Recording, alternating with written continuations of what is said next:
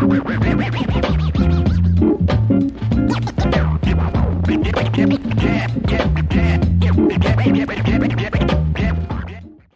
thanks for joining me on an N of One. It's always so much fun to get together with friends and do a podcast. Focusing on so much of our work is population level things, right? The individual is not where we spend our time. So it's nice to sometimes, put the spotlight on an individual and walk through all of the various pressures that changed their life, changed their behavior, and brought them to where they are. And so you know how this goes. We're going to walk through your career from the beginning. Talk to me about like little Rose. Like you're like 7, 8. If I had asked 8-year-old Rose, like, what does she want to do in the world? Like astronaut? Like where would you have taken me? I don't think it would have been an astronaut. Actually, like quite often when you ask people this question, they have like, oh, I wanted to be an astronaut. I really wanted to be this and that. But actually, I don't really remember. Like the only thing that I remember is reading one of those friends books that when you were 7 or 8, you would give books to friends and then you write your name and what do you want to be when you grow up. And I read some of those, and then I saw that I apparently wanted to be a teacher. So yeah, I guess teacher, but I don't really remember if I wanted to be anything specific. Yeah, teacher, But I like apparently. that you went to the evidence. You were like, I don't remember qualitative and quantitative evidence for the win. Uh, so when do you first remember having a very specific career impulse? So let's flip it on its head. If it wasn't 8, when do you start remembering like, oh, this was the first time that I really thought hard about a job?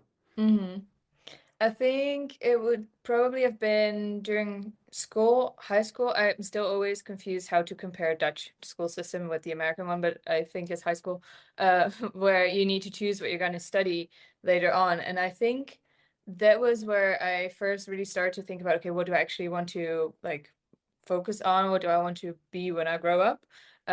But still, I never really had an image of me doing a specific job. I remember having conversations with my dad about this, like, oh, how do I figure this out? And he said, just start with what you don't want to be. Like, you don't want to be someone who picks up the trash, for example. Like, oh yeah, okay, that's a very broad, like that's where we can start. So then I just started listing all these things what I didn't want to do.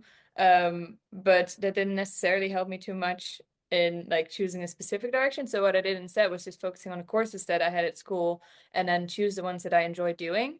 Um, and I think initially I was planning to maybe do something like economics because I felt like it was a quite, yeah, general way to go. Like a lot of people did that. My dad and my brother are both like more in the financial area, so I thought it made sense.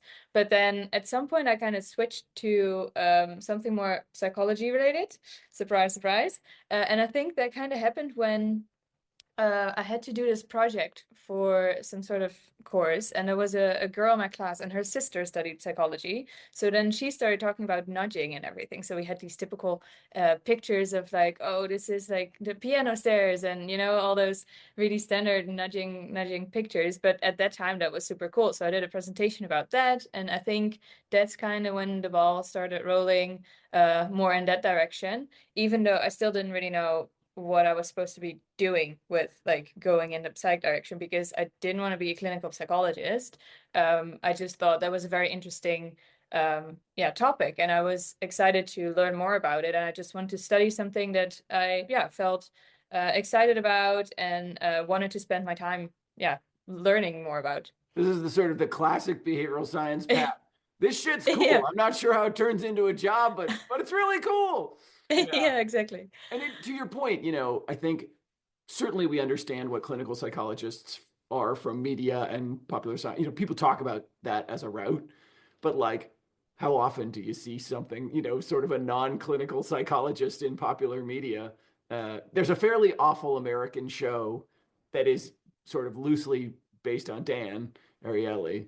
Oh yeah, I've been wanting to watch that, but forgot It's about it. it's not great.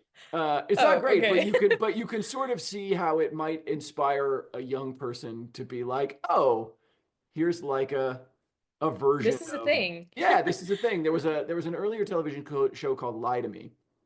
Um, Oh, that one I watched. yeah, and so Yeah, that's another that's example cool. of a like, oh, like obviously none of us are out here. So behavioral scientists are not out here solving crimes. Newsflash to the world, not a thing we do.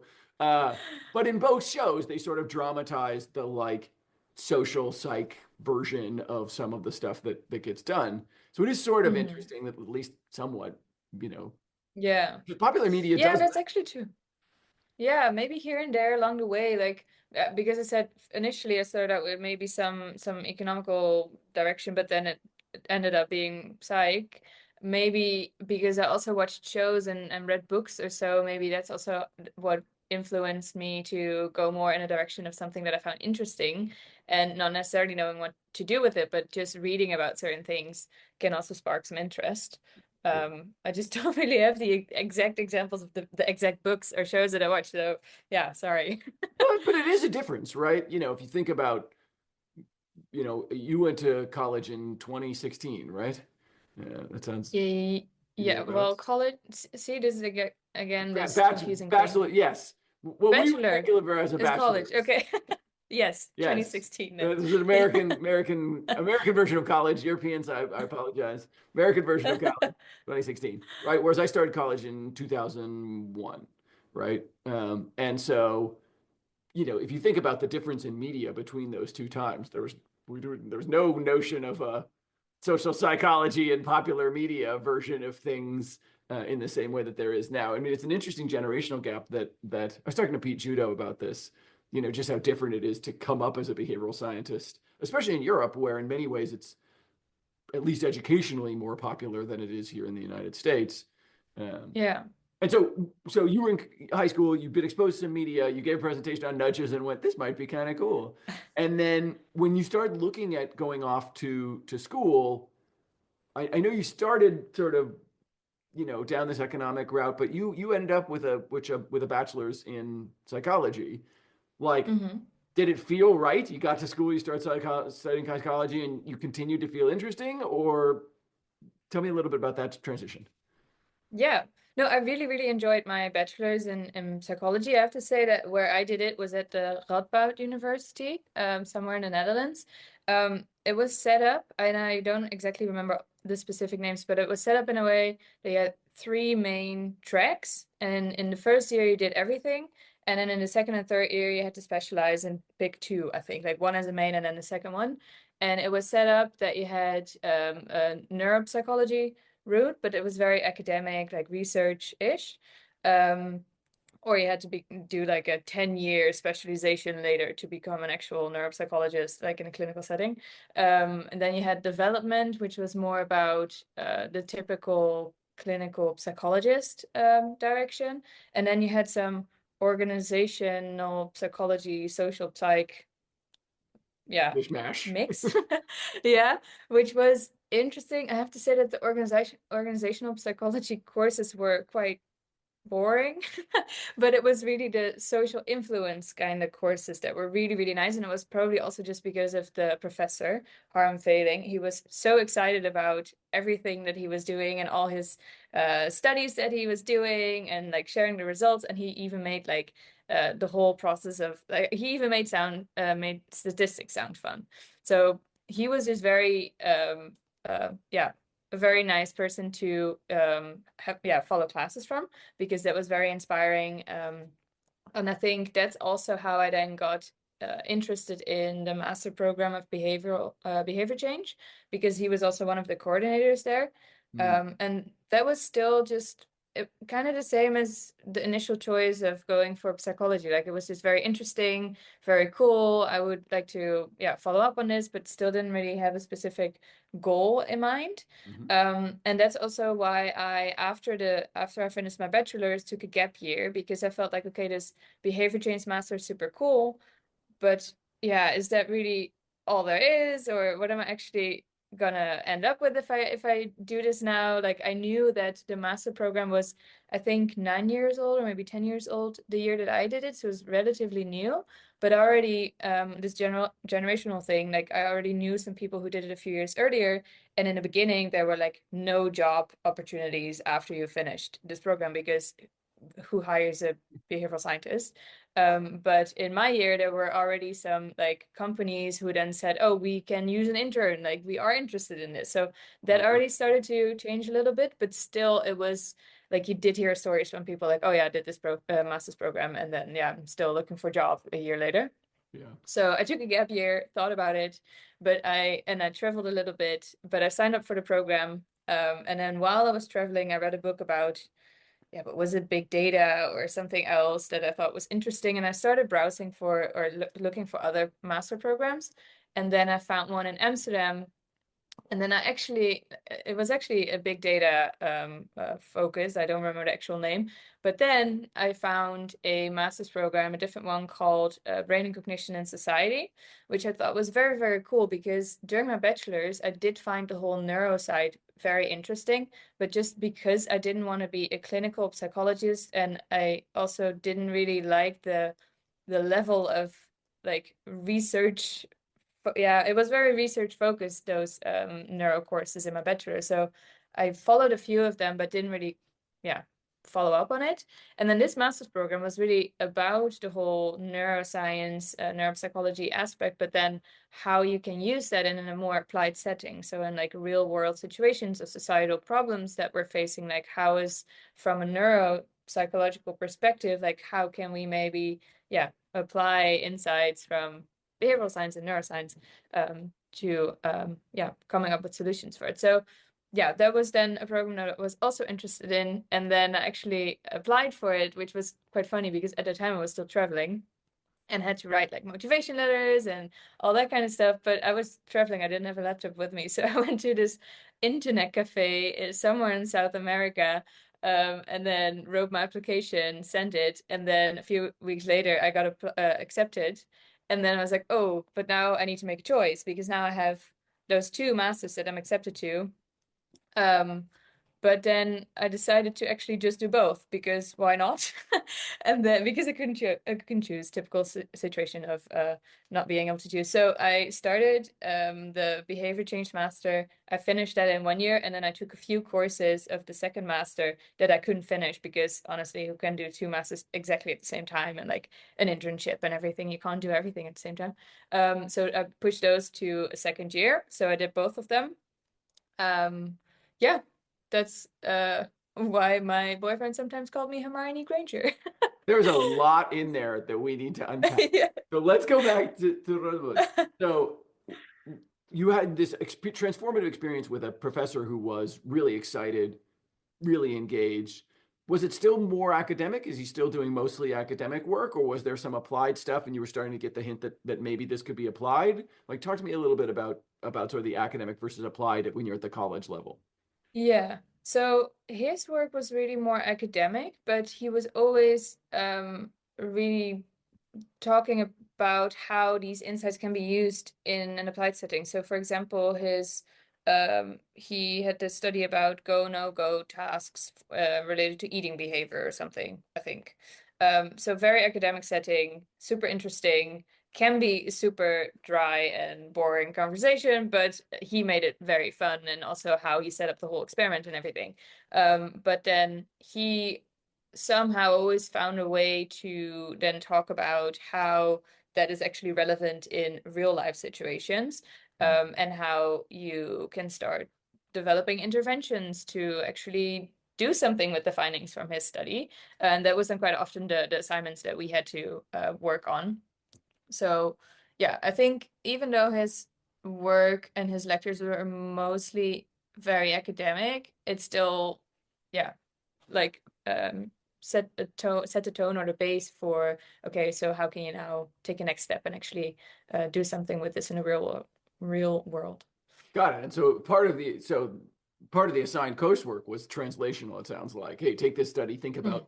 think about how it could be used, think about an application, which is such a Yeah. great, you know, it's easy to do as a professor, but nobody really asks you to do it a lot of the time, right? It's all the questions are focused on the knowledge, not the application. Um, talk to me about when you talk to other folks who'd come through master's programs and they were all struggling for jobs, but you kept going. Talk to me about like, what made you feel like, hey, even though there was some other struggles, that there might be opportunity here.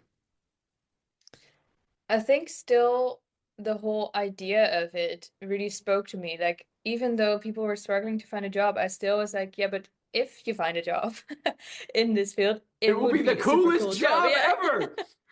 Yeah, exactly. So I was like, okay, I am apparently or probably setting myself up for a challenge. But it's just the master's program that spoke most to me, and I couldn't really find another program that I got super excited about. Sorry, excited about. And I think also why I then ended up doing another master's in addition is probably with this in the back of my mind, like, okay, well, if this master's program is not really going to get me a job, then maybe with this one, I have at least some other contacts or some more experience, or I do another internship and then get to know some people there. So I thought maybe just spread my chances a little bit. Yeah, it's a good. Um, It was a yeah. portfolio bet. I like this Yeah, idea. kind of. And Because in the end, it's two masters in psychology, so it's not like I have an additional title or something. right. So, yeah. Yes, you don't get the it's two masters, not a doctorate, right? You don't get to Yeah, yeah, get the exactly. DR initials. But you also did this while traveling. Tell me a little bit about, you've had sort of as long as I've known you, which has been quite a while now, right? You've always been traveling. Talk to me about like the desire to travel, the decision to travel, that gap year. What made you decide to take a gap year? I wanted to take a gap year, like, anyways, to travel. Like, the whole idea, it was a bit of a combination of I really like traveling. Anyways, I did a semester abroad during my bachelor's as well, and that was just really cool to get to know people from different countries, different cultures, like, learn from other experiences outside of my bubble because I grew up in a village. So then, yeah, you live in a village bubble, and I just wanted to explore and experience different things. So I anyways just really wanted to travel and do some typical backpacking, like multiple months away and then with a backpack. But it was also yeah, a year where I could think about, okay, what do I actually want to do next? Which master's program do I actually want to do? And just think about that because it felt like such a rush to Hmm. do your bachelor's. Like, I did everything as fast as possible. I even took extra courses in the first 2 years. So in my semester abroad, I didn't have to do so much abroad because I had all the credits already.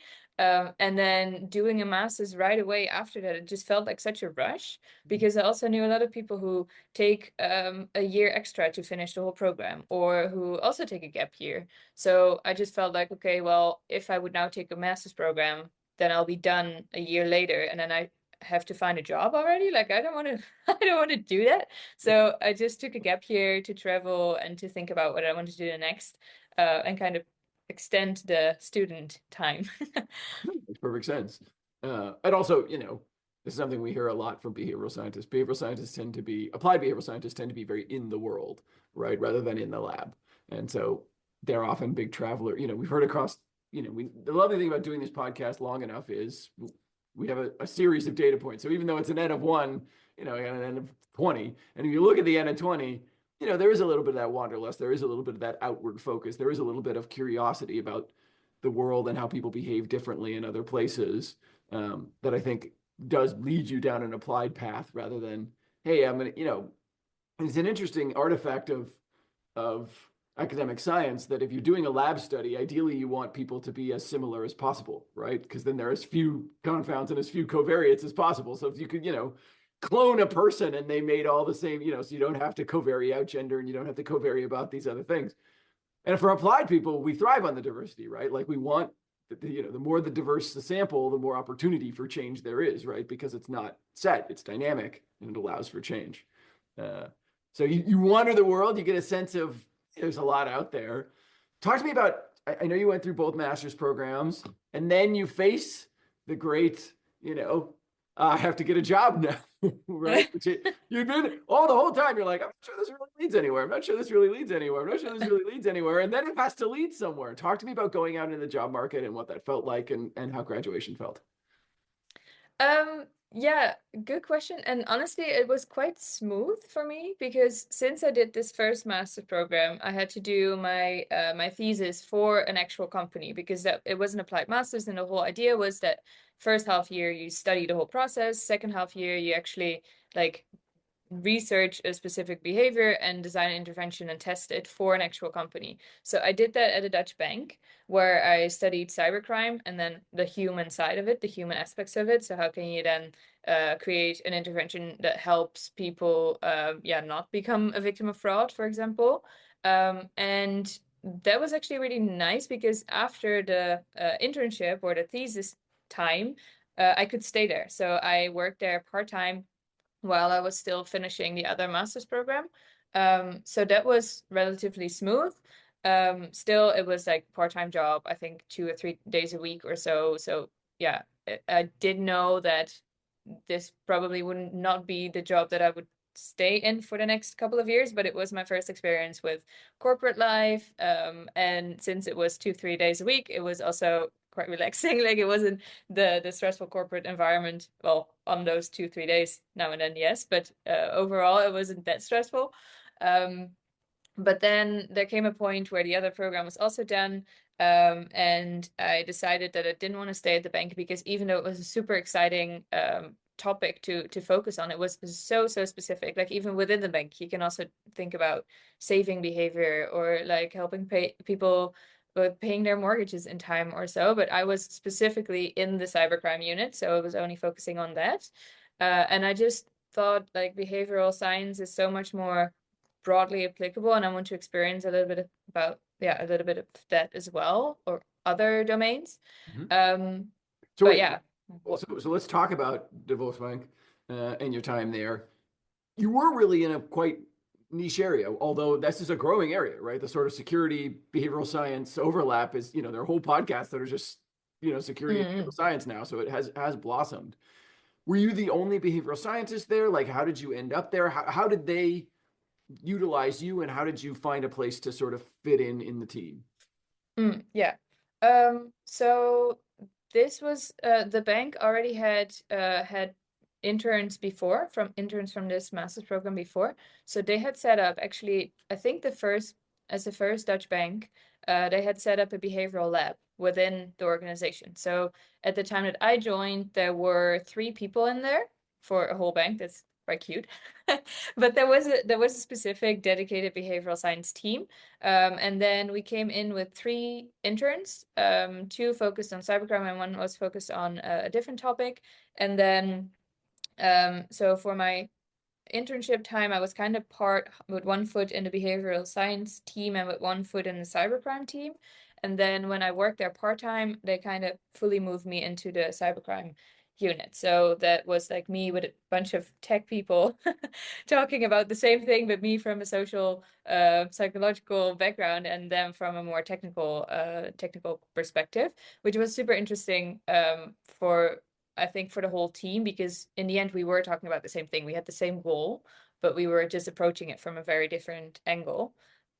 So yeah, that's kind of how the behavioral science was set up there. And was it experimental? Was it desk research? Like, what were you sort of doing on a day-to-day basis as you sort of got your first experience of what, private sector behavioral science could sort of look like and be? Mm-hmm. It was a bit of both. I also remember from the people in the behavioral science unit who then worked there full time that initially when the team got set up, it was a little bit, they had to like find their way a little bit and let other people know that they were there and that other teams could come to them for questions. But maybe in the beginning it wasn't fully clear yet what the behavioral science team would be able to help with. So initially it was a lot of marketing related stuff, like how do you rewrite this email to get better answers or something, or get people to do something. But then over time it was also it kind of spread, the word spread that there were some behavioral scientists in the organization, and then there was also some projects about automatic saving and all those kind of things. And I think that's also when, at some point, cybercrime became a topic where they thought, okay, well, actually, behavioral science is quite useful here. Um, and then the type of work that I was doing, it was a bit of both. Like during my thesis project, first, of course, there was a lot of desk research, but then at some point I could also talk to people who, yeah, reported the whole fraud situation. So I could really dive into all the cases that were there and do some analysis on like what type of cases, what type of fraud is the most, yeah, is occurring the most at this moment in time. And when I then created some interventions, I could actually also test them. So that was pretty cool. So yeah, there was a bit of a combination actually. It was quite nice. That's awesome. And so you had a little bit of a blazed path. It wasn't you weren't the lone behavioral scientist, which so many early career folks are like, oh my gosh, I'm on my own, and that's hard to have somebody. At least you had a little bit of a path. You're getting Yeah. to do, you're getting to deploy some interventions, which is always fun. And then, talk to me about, as you said, you want to see what else was out there. You want to widen up your aperture.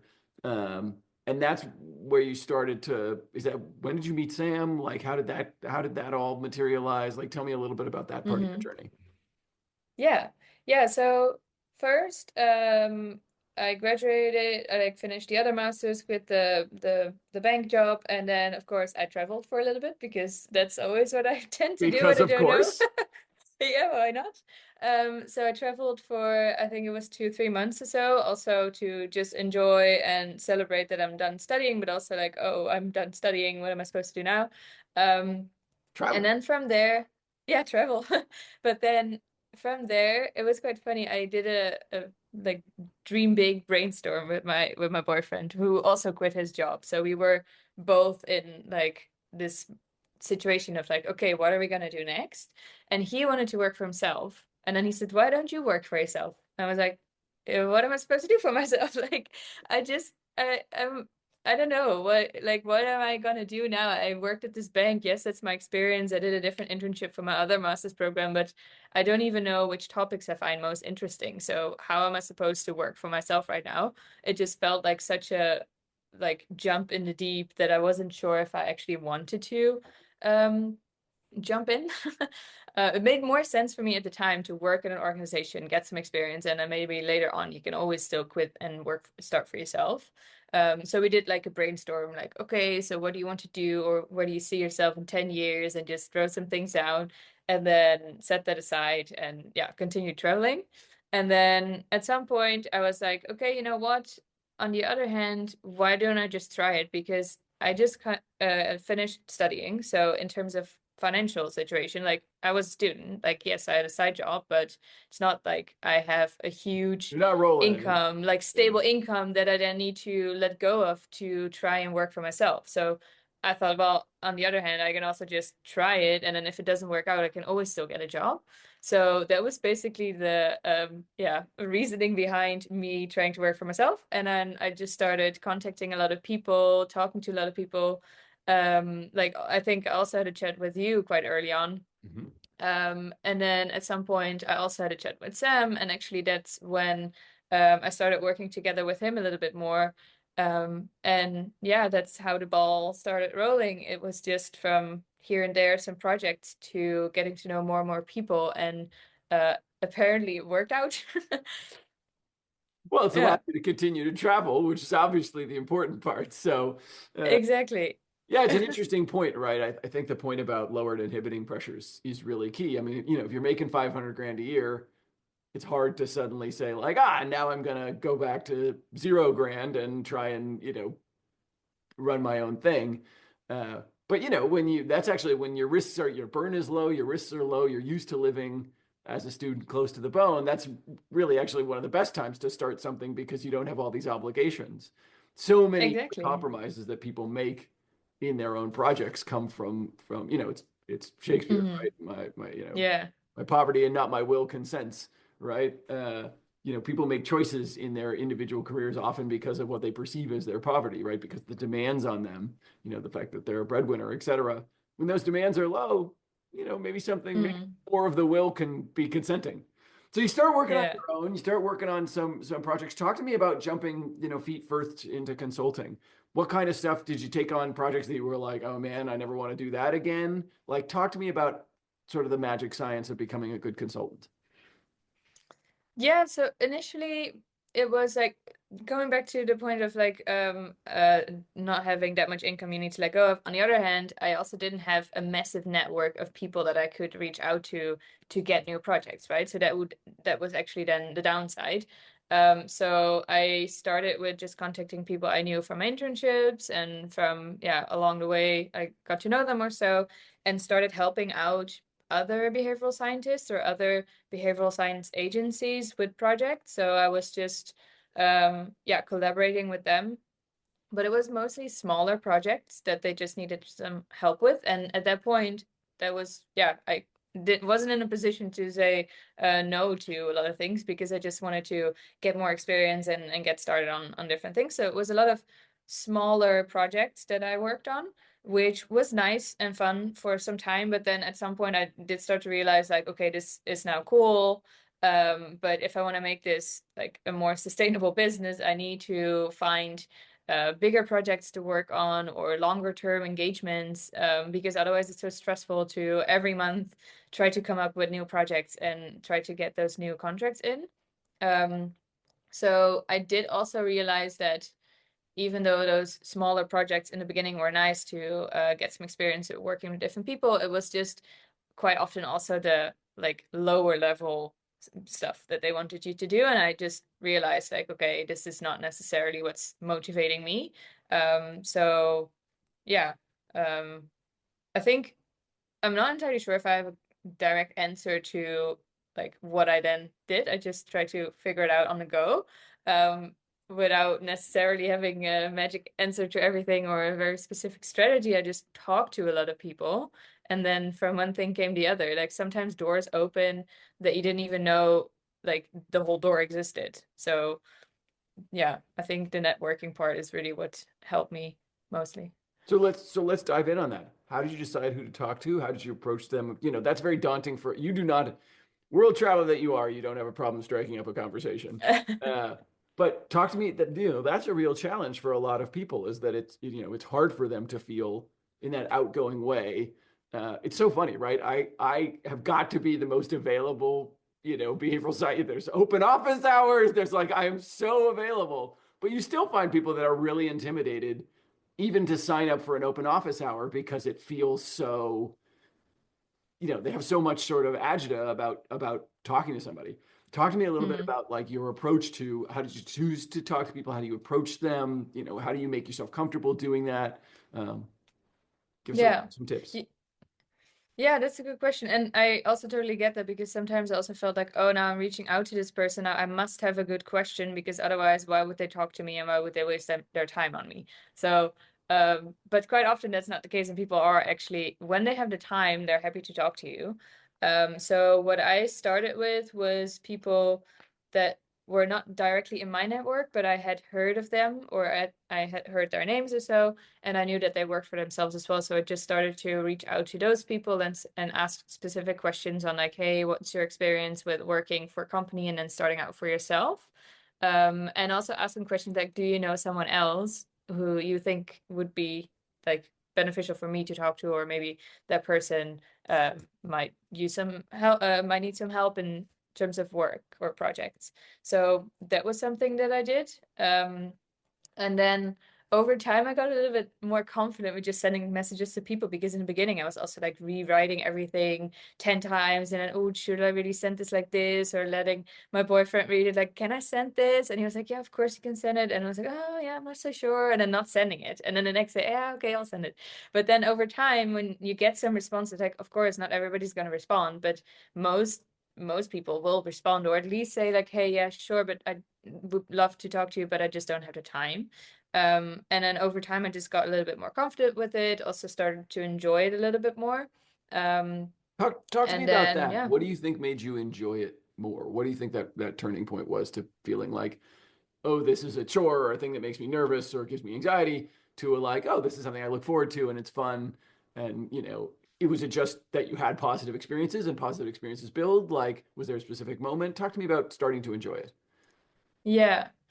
I think it was indeed a buildup of positive experiences, but I think now that I'm thinking about this again, I also really had a phase where I was so fed up with it, because I had sent out messages to people. I had written motivation letters or so to apply for consultant projects and didn't really get anything back for some time. So that was also definitely part of it. And I do remember having this like slightly mental breakdown of like, is this actually working? What am I doing? What if nobody ever responds? But then at some point, because I just kept trying, at some point people started responding, and then indeed it was these positive experiences, talking to people who are kind of like rooting for you. Mhm. um, Over time you find some people who are just turning into some sort of mentor without necessarily having said like, hey, I am now gonna be your mentor, but just, I don't know, they just help you and they will root for you and try to also, yeah, make you better and support you along the way. So I think on one hand, you can say, I was lucky to talk to the right people. On the other hand, you can also say, well, I sent so many messages to so many people that it's not only luck, it's also the effort that you put in. And then at some point, it will work out. So always when I, also now I still sometimes have a bit of a breakdown where I'm like, oh, this project got extended and I actually didn't, I planned for this and now everything turns out differently. And yeah, it's still tough, but I always just think, okay, like I should just trust in the process because that had worked out for me, has worked out for me all the time, and hopefully it will also work out in the future. Just need to trust the process, and I know that's super vague, No, but but it it's helped the, me. It was a bit. it's the fundamental of science, right? The whole point of science is you might have a series of failures, but as long as you are doing the iterative process that is science, you will eventually succeed, right? Like, science is the ultimate, like, water grinds away stone. If you just keep doing it long enough, eventually the right answer will emerge because that's sort of the nature of science, right? Every time you fail, you are cutting off an avenue. You're saying that doesn't work. You're moving on to the next. There's a purposefulness to it, uh, for sure. And it is hard in the boom and bust cycle. I think it is, to your point, very easy to see people as lucky or outgoing or like, oh, has such an easy time talking to people, so of course it's easy for her. Whereas like they don't see the 100 Hmm. emails that you sent that nobody responded to. It is, Hmm. we are lucky to be in a field where, by and large, behavioral scientists are pretty nice. It's a Yeah. field of people who are like unsurprisingly engaged in the human experience and unsurprisingly willing to engage with other humans, right? Given the nature of what we do, it would be weird if we were sort of reticent, right? If we Yeah, were all yeah. hermits, that'd be kind of odd. Ooh, people. Yeah. You people, but by the way, I'm going to study people. Yeah. And apply. And again, it's that applied version. It's not even study in a lab like mice under a microscope. It's in the world present, sort of versions of things. Is there a What made you start to feel successful? Right. So you have a bunch of failures. You're like trying to find your way forward to projects and things. Was there a point where you started to feel like, oh, this might actually work? I like now feel like I have enough sort of forward momentum that it's going somewhere. Um, I think there were multiple moments where I thought had a thought like this. Like one funny one, but that's like super minor thingy, was that the first time my name got mentioned in one of those things like lists of behavioral scientists to follow, and I remember scrolling through it like, oh cool, I'm gonna follow all these people, and I was like, oh wait, that's me. And Oh I wait, I could remember follow this sitting person. and it was like sitting in this co-working space, and I really went like, and then, oh wait, all these people around me do not care about this. Okay, let's go back to my work. But that was where I was like, oh, this is cool. Apparently, people are like reading the stuff that I'm writing and posting online. But when it comes to the actual work, was that I think I set myself a year to try out freelancing a little bit. And actually, that year went better than I expected. So after a year, I was like, okay, well, cool. This year of trying it out kind of worked out. So I'm happy to extend my year of trying it out to 2 years. So that was, I think, one of those evaluation moments that I had. And yeah, it was mostly based on that I talked to a lot of people, that I had projects to work on almost every month. So that was then progression. And then another thing when I was like, okay, this is really yeah, really cool, and I think this is really going to work out, is when we actually started Nuance Behavior. So with Sam and Hassan, Jared, Michael helped in the beginning. He then left to do something else, and Aline is also part of the team. So yeah, that was when I thought, okay, this is actually pretty cool, because the problem with being a freelance behavioral scientist is that you're alone. Like, Yeah. of course, you're working with other teams and people from other teams, or maybe sometimes another behavioral scientist or so, who's also a freelancer. So you still have some people around you, but in the end, you're really just alone doing your own thing. And that's sometimes quite stressful, because you have all the positive moments alone, but also all the stressful moments alone.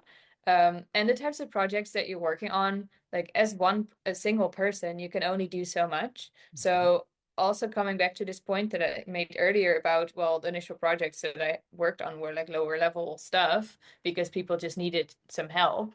I wanted to do the bigger projects, but in order to do the bigger projects, you also kind of need a team. Yeah. So that was then something where, yeah, it was super cool to start Nuance, because now we are a team. Um, Plus, it's just very cool to work with a team, with other people, because the quality of your work will also go up. So I think this is very cool to now also have, like, I still do some projects outside of Nuance quite often. It's then more Dutch stuff, like in the Netherlands, or some talks here and there, like in Dutch, or working with Dutch government, and collaboration with like two other Dutch agencies or so. But yeah, most of my work is now actually through Nuance. And yeah, that's just pretty cool to have this, yeah, team that we actually just created ourselves.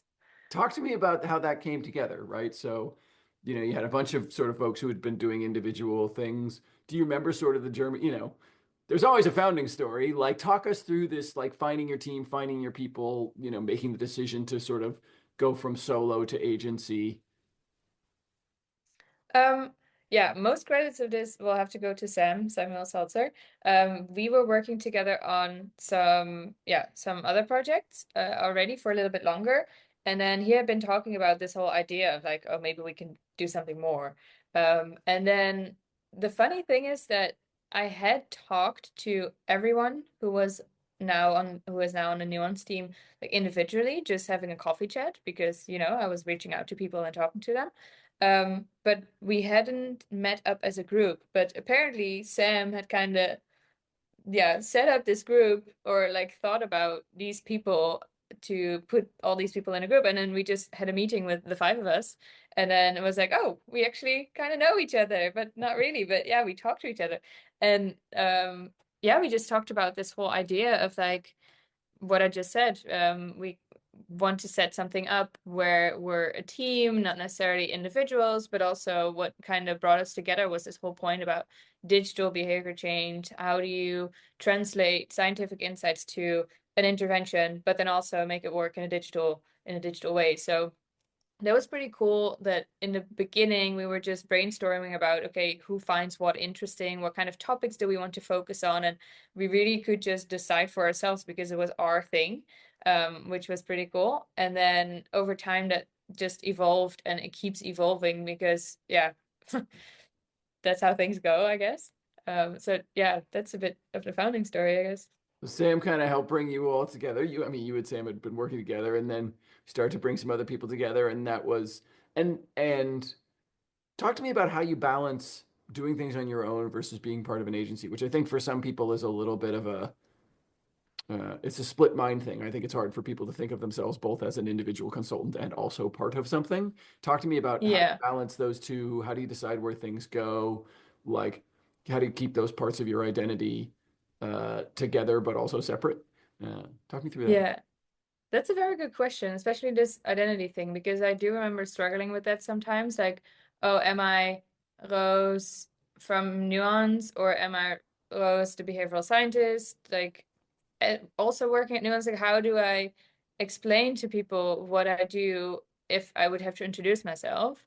And then initially it was actually, I thought I would be 100% Nuance, which I still like feel like most of my time goes into Nuance, but I just still have my um freelance behavioral scientist yeah, company set up, so I can also work together with some Dutch organizations, kind of like how I did before Nuance. I just wanted to keep that option open. So if there is someone who has a cool project and they just need some extra hands, like I would work with them.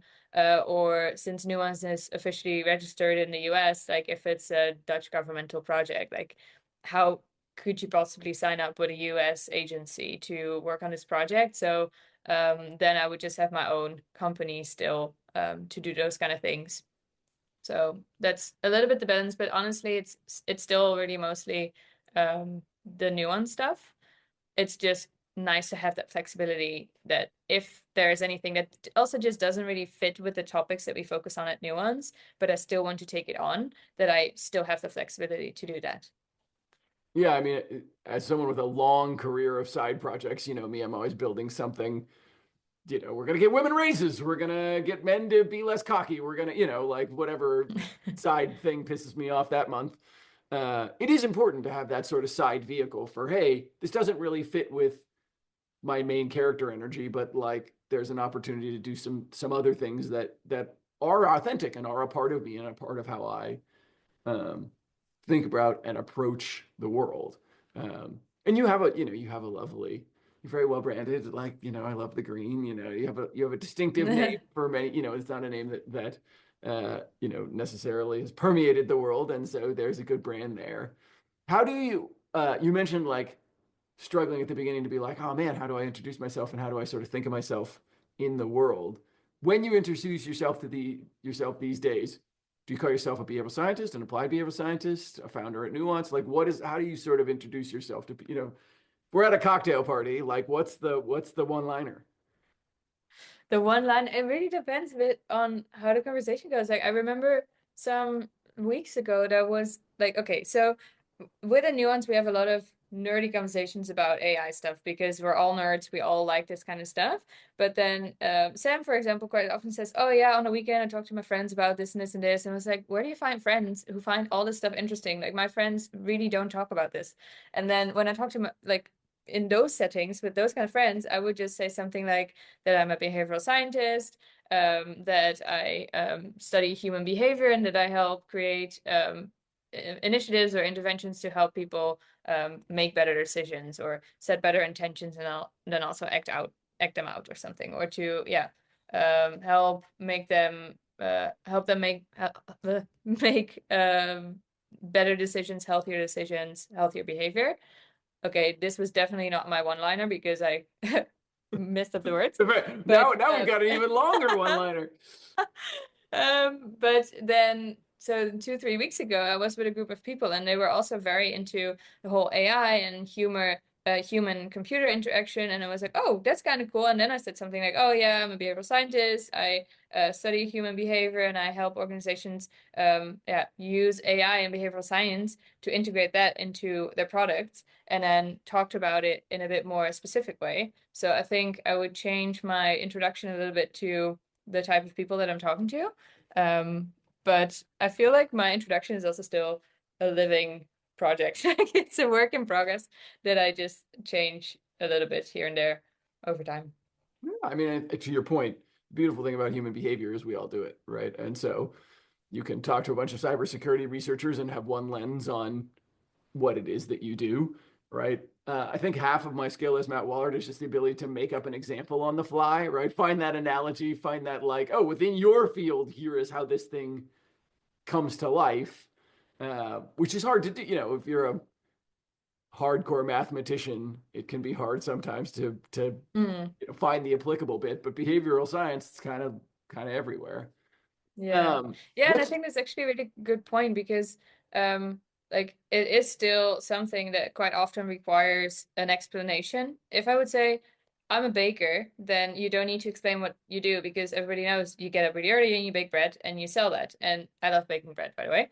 But that's very clear. But if you say behavioral scientist, it's still quite often like, oh, what's your like, who do you treat? Like, what's your audience? And then I'm like, oh no, but I'm not a clinical psychologist. Like, then you go into this whole explanation of what is actually a behavioral scientist because I don't think everybody really has a right mental model of what a behavioral scientist is and what the work is that they do. So to your point, I also tried to look for examples. So the other day I saw someone wearing a Whoop, and then I thought, okay, well, a company that I could work with is a Whoop because yeah, you know how you have the app, like you know how they track your data and give you suggestions, but then how can you personalize those suggestions more so it's more likely that people actually follow up on it or so. And then people are like, oh, that's actually really cool. Like, yeah, oh, okay, well, that's still only a part of what I do, but at least I have an example. That's right. Here's how it makes sense in your context. Yeah. Yeah. Do you think that what's next for Roos? Like, are you gonna go to a big behavioral science firm? Would you want to go in-house at some place like Whoop? Like, what do you think where do you see yourself as you progress? I don't actually, in the next years, I don't really see myself working for a different company. I think I really enjoy what we're doing at Nuance now, so I really want to focus on that for the next years or so and then just see how that goes. I also kind of stopped making really long plans. Like my plan is mostly like a 1 year plan instead of a 10-year plan because I have no clue what I'm gonna do in 10 years from now. Like even in the beginning I set this example of that I did a brainstorm, dream big brainstorm when I just graduated. Like, if I look at that thing now, I actually accomplished a few of those, which is quite funny because back then I was like, why would I start working for myself? Like, I don't really have the experience. But now, look at me. I mean, I now have a really cool team of people that I work together with, and we work on super cool projects, which I just could not have predicted. So, also in 5 years from now, I don't really know what I'm doing. I hope that it's still Nuance and that we're just working on really cool projects. But maybe over time, um, if there is a company that works on a very cool mission and I yeah like the work that they're doing, I can see the benefit of working in-house because you then do have like your own product that you're really working on all the time. And now, since we're consulting, like you're with a company for a period of time, and then you're really helping them build their product. But in the end, you're gonna leave because you're the consultant. Like you're not necessarily on for a indefinite period of time. Even if it's like a 2 year contract or so, like then quite often you still like end the contract and move on. And I think if you're an in-house behavioral scientist, it is kind of cool that you're really focused on that thing mainly instead of just flying in as a consultant. So I can see I can see the yeah also the reward in that. But for now, I wouldn't know which company. Well, but if there are cool offers, then come at me. It sounds like it's a nuanced decision for you. I have Uh-huh. been waiting all episode to pull that out. Uh, and so for now, keeping traveling, you're in South Africa right now, right? Cape Town? Yes, I am. Spending 3 months here, but it's actually coming to an end. In April, I'll be back in Amsterdam. And so I will see you the next time I'm over in the Netherlands, which continues to be like the stronghold of behavioral science in Europe. Yeah, I feel like, every other talk invite I get is from the Netherlands. There's quite a dense network, sort of academically and applied, to Yeah. things in the Netherlands. What do you think? Why are the Dutch so wild about behavioral science? Like, why do you think that fits so well? Well, I mean, why isn't everybody wild about behavioral science? I think that's the question. But yeah, it's just very, Well, I mean, yeah, my up and country is coming. busy burning itself down, so we're not really, Oh my, yeah, let's not go, let's not go into that. But mm, yeah, I think in the Netherlands, like especially the government, like some years ago, some people set up a behavioral unit in the government. So I think a lot of governmental projects also like include some behavioral scientists, and there are quite some behavioral consultancies, a few bigger ones, but also a few smaller ones, kind of like how I now have set up new ones with a few others. Like a lot of smaller Dutch behavioral science agencies are also people who just founded something small and then it grew over time. Um, so yeah, I think we just kind of jumped on the um yeah, on the train, on the bandwagon. How do you say that? We jumped on it right in the jumped right on time. something. just something. And indeed, we do have, for example, a yearly event. It's called the Day of Behavior, where a lot of organizations come and present their work. That's organized by the government. So yeah, everybody's very, very bullish on on behavioral science. Well, and we're all bullish on you. So, Rose, thanks for coming and spending some time with me. It's been lovely to watch you grow and to found Nuance and find your feet as a behavioral science. I've known you for so long, since those early days. It's lovely to have watched the journey. I still think that like you and your boyfriend should decide to visit San Diego. When it's gray and cold in Amsterdam, it's lovely and warm here. You go for a nice surf, have some tacos. We were just actually talking the other day. We did a special episode with one of your colleagues, Jared, debating the free works and all of the stuff. It was the first time we had an N of more than one. And so we had a great discussion, but we were talking about, there's a lot of behavioral scientists in San Diego, Steph Habif and other folks. And so we were joking that we should all have a hangout in San Diego and not a conference, but more of a like, come be behavioral science and geeky and maybe do some surfing and eat some tacos while you're doing it. So we will expect to see you. Yeah, well, send me the invite. I'll have to time it when it's really gray and rainy in the Netherlands for you to Yeah, come. that's the time that's most likely that I'll be gone. Well, that's what I'm saying, right? Yeah. Strong promoting pressures for San Diego. Sunny, good tacos. We're ready, and Steph Habit. Well, look, Roos, it was so lovely to get to talk to you and walk through your career. I think it's an inspiration for other people who might be taking a similar path as yours. And thanks for joining us and sharing your N of 1. Yeah, well, thanks for the invite. It was really nice talking to you and catching up. I know. This is great. What's better than a podcast where you hang out with your friends? Yeah.